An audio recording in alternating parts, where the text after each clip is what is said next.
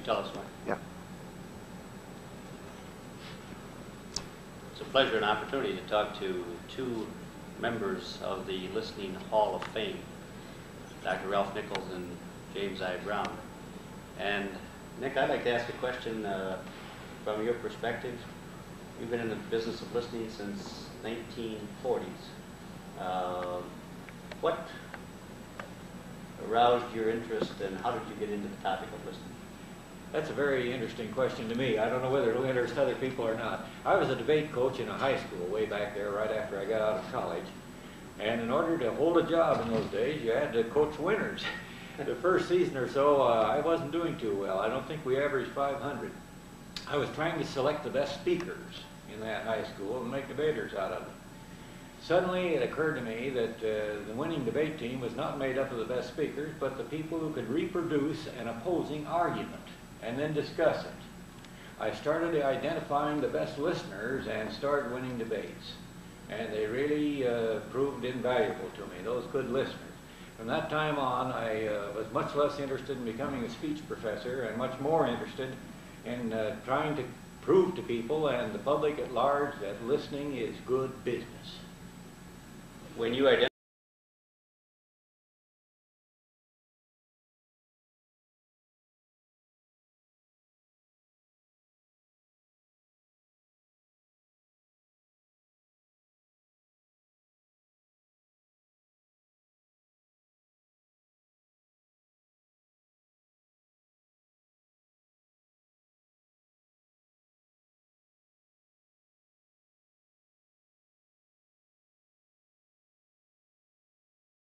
Little 4 or 5-year-old watching an anthill, and he really concentrates. But as he goes on up through the grades, his listening habits become bad habits, and he gets worse and worse. When you came to the University of Minnesota and you ran across the research of Rankin and Goldstein and Johnson and Hubble, and I said Johnson, Hubble, and perhaps some others, was that the beginning point of starting to think about teaching listening? Yes, indeed. When Hubble said 98% of our sum total of human knowledge is acquired through the eye or through the ear, suddenly that threw a spotlight on the ear.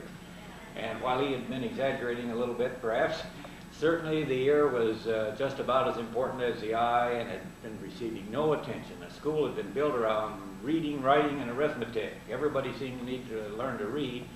But here was another great avenue of learning, another sensory mechanism that had been completely neglected. Jim is the reading expert, and I think you'll agree with me. I've heard this story before, but I'd be interested. You and Jim were in the same department at the University of Minnesota, the Department of Rhetoric.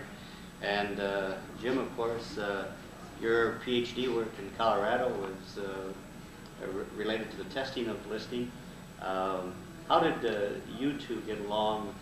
Not get along, but how did you work together? And how did you move on into reading, Jim? Well, actually, I started in reading. And as we worked together here, Nick began to get interested in listening, talked about it, and I looked at the research done in reading more than in any other area of education. And I thought, what could I find new to explore in reading? And then I thought, I might learn more about reading through developing some awareness of listening. Mm-hmm.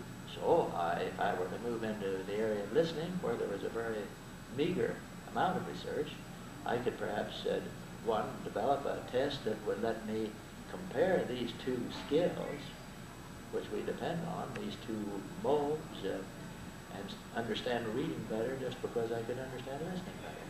One of your great articles deals with the amount of studies that were undertaken in the field of reading versus the field of listening. And second major point that I've remembered all these years deals with the teachability of listening. That's had a tremendous impact in this field. You ever thought about that, about those observations?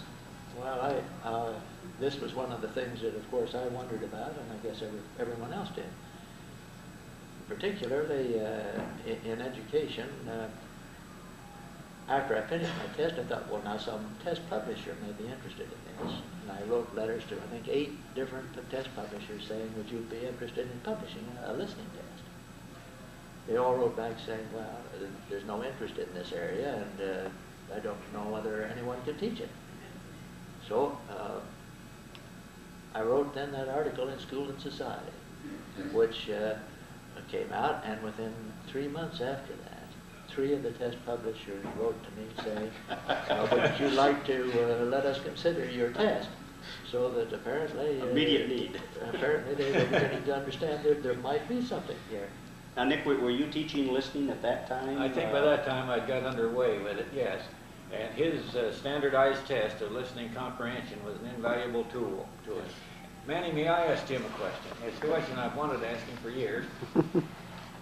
I believe that maybe you couldn't even teach reading if there weren't some kind of a vocabulary that the beginning reader could use to learn words with. Is it true that listening comes before reading?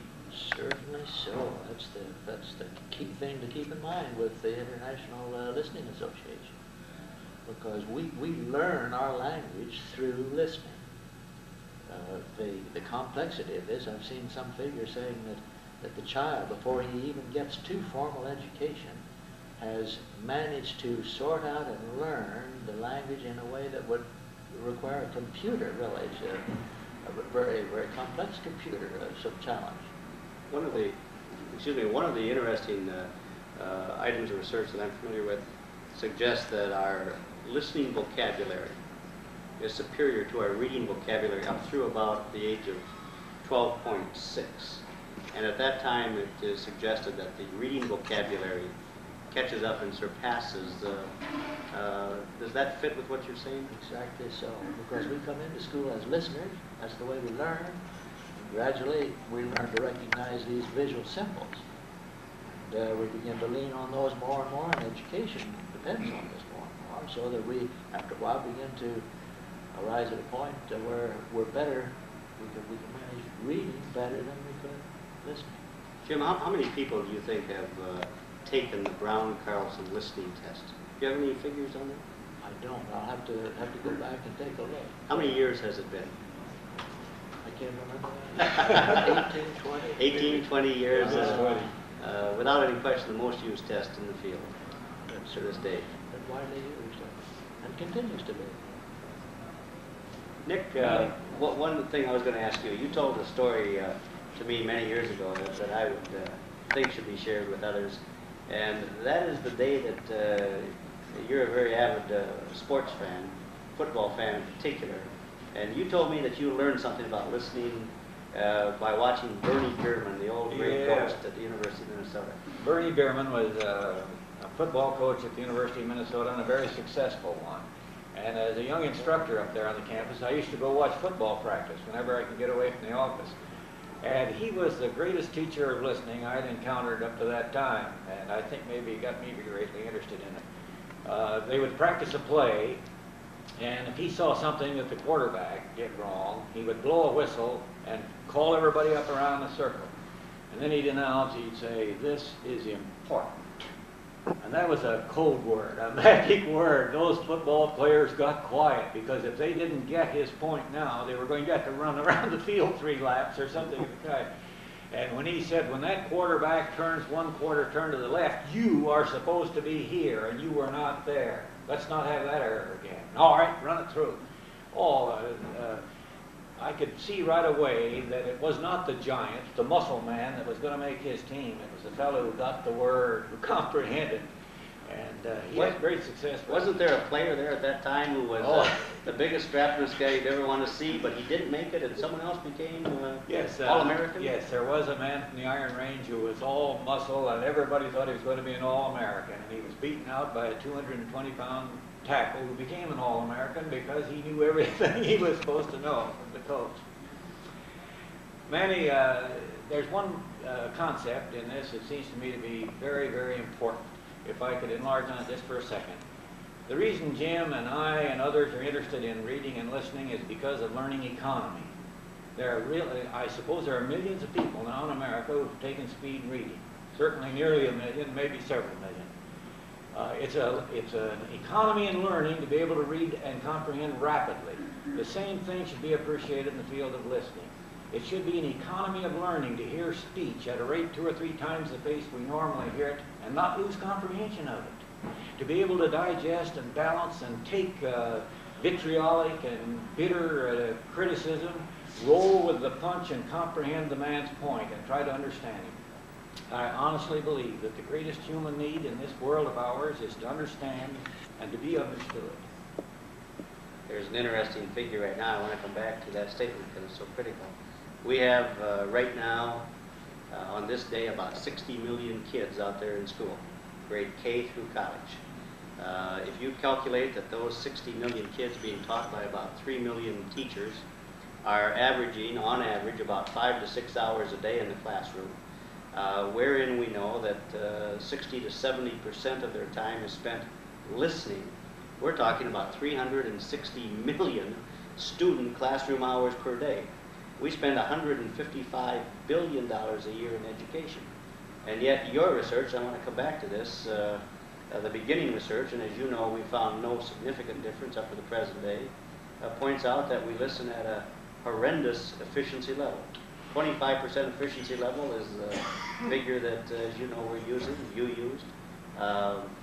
The question I guess I pose to you simply is, as we take a look at the future, does the International Listening Association, in your opinion, have an answer to the problems that we face? I think it can provide at least a partial answer, and when you start talking in terms of dollars, you're getting into billions of dollars of value, aren't you?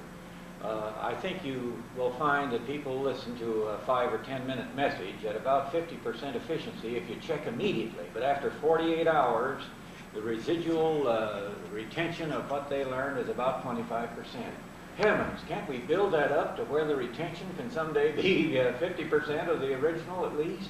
And the experimental teaching projects that we've had indicate that we can do that. Because the inadequate amount of information we now have, as research carries on, we're going to do this thing more efficiently. Just as an automobile has improved year after year, this listening pedagogy will improve year after year.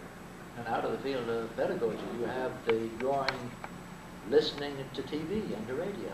And here, when you think of the millions spent in advertising and how much it costs, or just a small section of prime time costs, it would seem to me that not only advertisers but broadcasters would say we have to develop ways, we have to understand how we can get to people and help them in the listening to radio and television. I think a good example of that, Jim, is that full-page advertisement in the Wall Street Journal costs $18,000.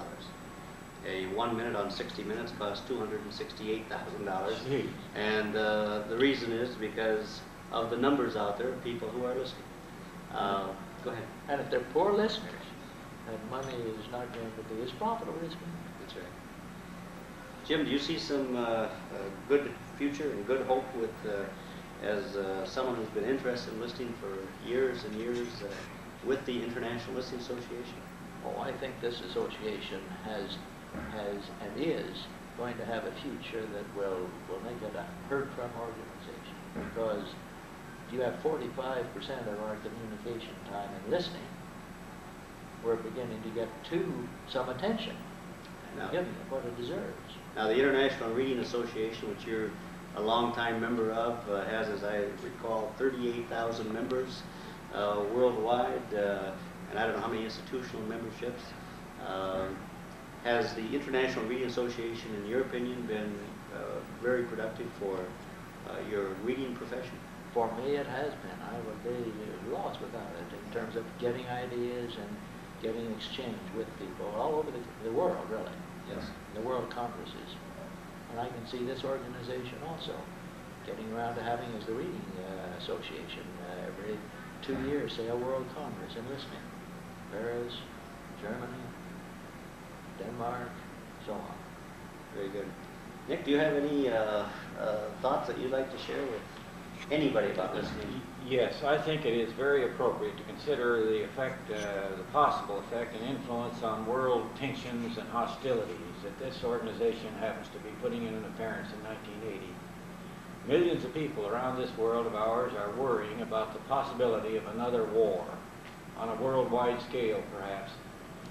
If there's anything that Listening Association can do to lessen tension and to work out on the basis of common human needs, resolution of conflict, it's going to play a tremendously important role, and it's my honest conviction that can be done. Human beings do have common human needs. Resolution of difficulty and disagreement and controversy can be accomplished on the basis of that commonality of need. And this association has witnessed, as evidenced, I think, in our early discussions here, has a very real interest in that territory. Very good. Any last comments? Would you want to comment about your lovely wife, Lucille, or Colonel, or Ruth, and their listening capabilities?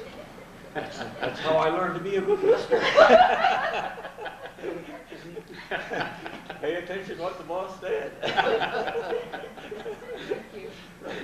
This does put a finger on the fact that listening is not necessarily an educational or a world problem.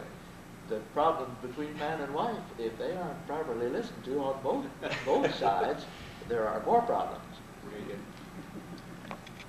You've just heard from the first two members inducted into the International Listening Association Listening Hall of Fame. Their work has impacted on hundreds of thousands of people over the years and will continue to do so in the future. Thank you.